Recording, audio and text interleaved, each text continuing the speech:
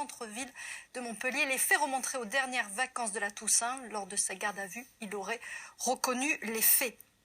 La justice se penche à nouveau demain sur l'affaire Charlotte Landais, cette jeune fille tuée à Montpellier il y a 2 ans par un chauffard. Ses parents militent pour que la loi change et que ces drames ne soient plus considérés comme de simples accidents de la route. Un dossier sur lequel ont planché des étudiants en droit. Explication Isabelle Brice, Bruno Pansio-Villon.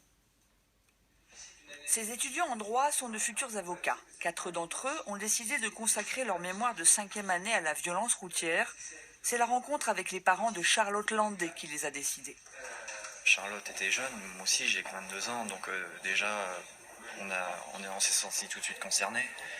Mais en plus quand on a des familles de victimes qui viennent nous parler de ce qu'ils ont ressenti, on est tout de suite touchés. Oui. Ça m'a intéressé de pouvoir parler d'un sujet de société qui touche tout le monde et savoir si on peut faire évoluer la loi à travers ce mémoire.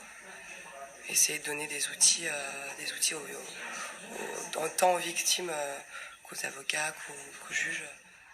Il y a 2 ans, Charlotte, étudiante à Montpellier, avait été tuée par un automobiliste ivre et drogué qui roulait sans permis, à très grande vitesse, en ville. L'homme avait pris la fuite. Rapidement retrouvé par la police, il a été condamné à 6 ans de prison en janvier dernier. Une condamnation trop légère aux yeux de la famille dont l'association milite pour que ces comportements routiers ne soient plus considérés comme des actes involontaires par la justice. C'est pour cela qu'ils se sont tournés vers l'université limoise. Pour l'instant, on en est à l'étape des questions, savoir qu'est-ce qu'on va pouvoir faire, comment on va opérer. On n'a pas de réponse, mais oui, le but c'est de proposer peut-être une nouvelle qualification. Est-ce que, dans certains cas, la mise en danger d'autrui ne peut pas devenir criminelle ? Est-ce qu'il ne faudrait pas prévoir une infraction symétrique qui serait de nature criminelle et donc réprimée plus sévèrement que la peine actuelle ?